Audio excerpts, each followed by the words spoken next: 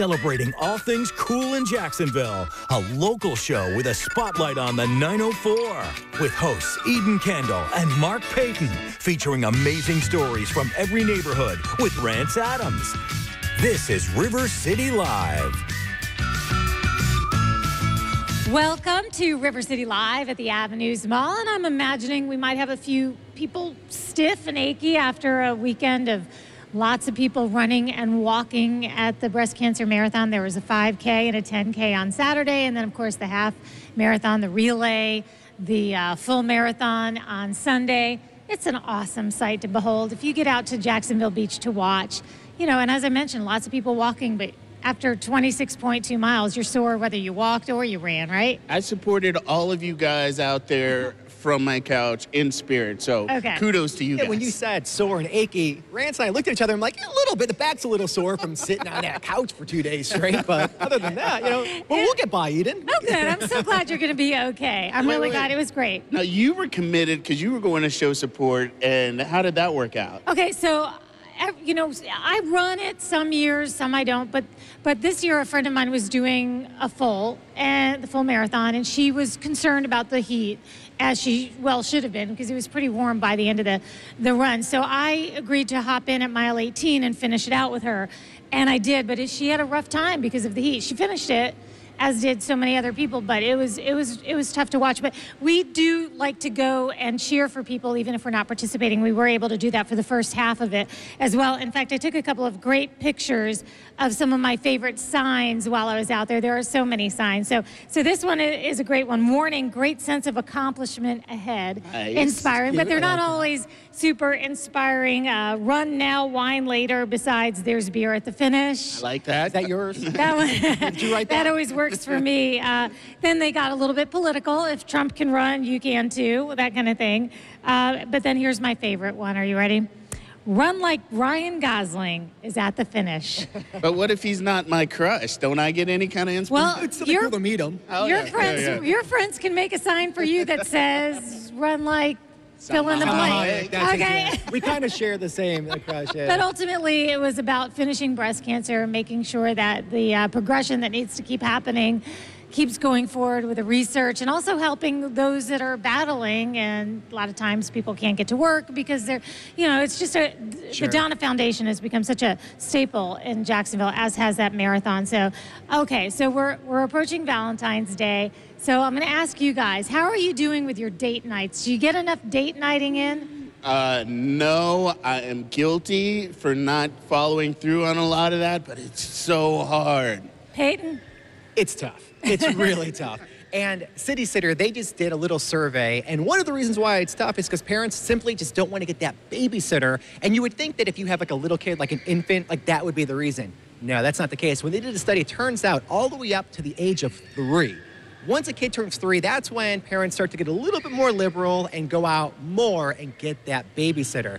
Now, I'm going to ask you guys, is that later than you thought or no? Because for us, it's about right. But what happens is every time a kid turns 3, we have another one that's an infant. So this is this crazy circle. So we never get out. But sounds about par. Because I mean, I don't know about you, Eden, but it was right around, because before it was like, all right, you've got parents or cousins or whatever relatives that can help out. We didn't really want to look to an outside sitter until around 3, maybe 4. So that sounds about right. Well, you know what I think, too? At that stage, kids can actually talk, because it's hard to watch a kid that's 1, 1.5, maybe even 2, because you have no idea what they're thinking. You know, they can't articulate what they want. 3 is a good age. And then I think at that point, you know, parents are like really ready to get out of the house. I think it depends truly if you have some people around you that you have that trust level with. It's harder, you know, the first kid especially. By the time the second kid rolls around, you're like, okay, well, I trust this person. But you know what? I think my husband and I, we were so into whatever you read is good for the kid we would want to do. So we read early on, regular date nights are very good for your children. So I think it was more about just trying to do what was good in their interest. So we would go out whether we wanted to or not. But in that case, it's a win-win. Yeah, it is. It's easy for both you guys to buy into. Sometimes you don't want to. Sometimes you just think, oh, it'd be so nice to just stay home. But, well, gotta Gotta go take one for the team. I like that. It's good to put it on the calendar, though. Do you know what I mean? Otherwise, you true. won't, and then it will come up and it will slide by. So that makes sense. The other thing, and I said this before too, I think it's good that for guys, they have guys' nights out regularly, maybe once a month, and girls, they have girls' night out once a month. You got to carve that time out. Otherwise, it will never happen. But 3 years old seems to be where it starts. Yeah, huh? that's the magic number. Good to know. Well, while we're on the subject of romance and sizzle, there are some accents that actually are bigger turn-ons than others, according to some recent research. And I was kind of surprised with these results. Rance, you got the numbers? I was shocked. I was totally shocked. So according to the dating app Plenty of Fish, American women are most attracted to men who speak German as a second language. I didn't see that coming at all. Followed Study by brought to you by the German Society of Natural Language or something. And that's followed by Swedish and Dutch. And for men, we're into women who speak Dutch, followed by Arabic and Swedish. That's so weird. Now, when you say Swedish, the only thing I think of is that Muppet, like, so that doesn't sound right. German seems so harsh.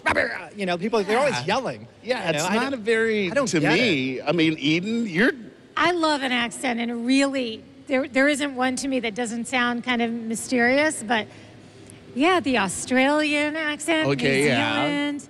Keith Urban last night on the Grammys. there you What's go. that? Now, there was a Swedish girl in high school. She butchered my name constantly, but she could do that. Because she was Loved it. pretty, but did she She was talk? Swedish, Yeah, you know, so. But yeah, I just none of don't these are get- Romance languages, though. Yeah, right? German. No. So It was surprising to me Yeah. to see that was what the surveys said, but I don't know. So Okay. you said Australia number 1. What's number 2? I really think it's that whole, I don't know, maybe Italian. Yeah, I could Italian, French, yeah. Spanish, Maybe a Latin. little Spanish. I- you Yeah, know, I don't- Latin. But I don't know. I'm pretty good with all of those accents. I think that I think they it all depends sound what good. the person looks like. I'm going to go with that. That's what we learned. Okay, on a different note, your GPS is supposed to get you to your next place in the most efficient way possible. But maybe it's not really doing that. Maybe you need to be doing what UPS does and eliminating all your left turns. Now, I know when the girl child was learning to drive, she was trying to always figure out a way to never have to turn left. But they did this a while ago. They went public with the fact that their routes all had these algorithms where they never had to make a left-hand turn. Well, now we're finding out how that all paid off, and they are saving so much in how mileage, in time, and in money by not idling at signals and the fuel consumption from that. And if you think about turning right a few times to get to a left turn, it sounds incredibly inefficient. But then think about how much quicker you can make that right turn than sometimes when you have to wait to get to the left. Yeah, I just remember when I was traveling with Justin, and instead of saying turn right here, it's like turn right here. Yes, turn right here, turn right Now, here. that's what I think of. That's what I go to. But if we could make left turns all the time, then Well, and then not having to cut across traffic. I mean, you're just waiting. It's like, oh, I wish I had just gone right and just made the big loop. it's so odd how efficient it is, though. That's really cool. Yeah, and they've saved a lot of money too, lots and lots of money, which is ultimately good for us, Yeah, right? yeah. So to the consumer.